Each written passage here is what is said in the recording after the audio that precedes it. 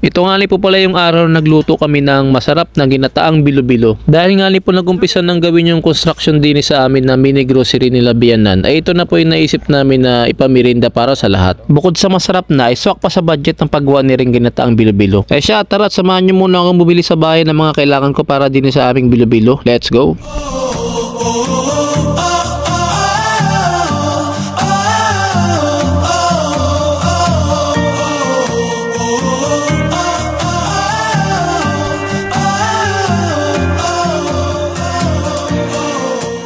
Pagdating ko nga sa bahay na di na agad ako dumiretso sa gulayan. Eringanin po pala yung una kong binili, ring gata. Yan, nasali ni brother yan dyan sa plastic. Dalawang gata nga po pala yung binili ko dyan para sakto dun sa agawin nating bilo-bilo. Thank you. At ito na nga po yung sunod kong binili, itong glutinous rice flour. Yan o. Okay, let's go. Naubusan nga po ng saging na saba din sa gulayan kaya ako dumiretso ng pauwi. Habang pauwi nga po ako, meron akong nakita din sa may tindahan na saging na saba. Ay syempre binalikan ko at di na ako mabili sa pag-alagala.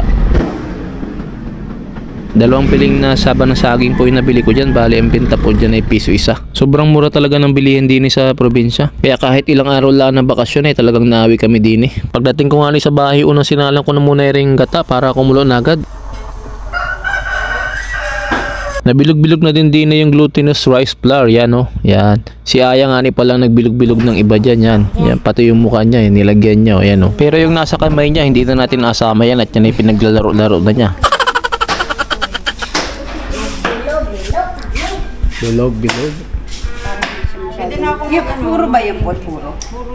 Habang busy nga sila sa paggawa ng bilo-bilo sa loob, ay pakita ko muna sa inyo din sa labas yung inagawa ang construction. Ere yung mini grocery nila Bianan. Goods na goods din po sa mga taga din dahil nga po malayo kami sa bayan.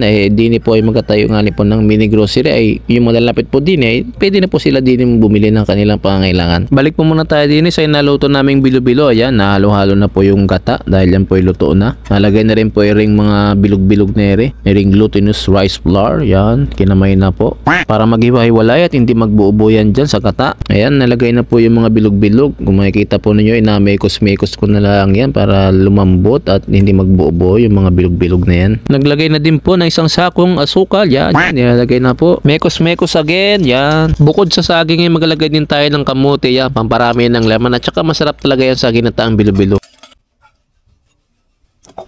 Pag napakuluan na po at lumambot na po yung kamote, pwede na pong ilagay ring saging na saba. Pagkatapos pong ilagay yung saging na saba, naglagay lang po din ng kaunting vanilla. Yan o.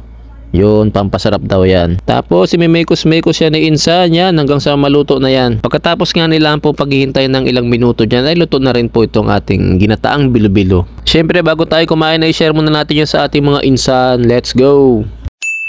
Naka-ready na din yung merienda ng ating magigiting na mga manggagawa. Siyempre tayo naman po ang makain ring ating ginawang ginataang bilo-bilo. Tikman na po natin. Sobrang sarap talaga ni Re. Ganito talaga yung masarap na merienda pag nandini ka sa probinsya. Ay siya, hanggang din nila lang po ang aking video. Kung nagustuhan nyo po Re, paki-like and follow na lang po ang aking Facebook page. Paki-share nyo na rin po ang aking video. See you sa aking next vlog. Salamat po sa inyo. Bye-bye.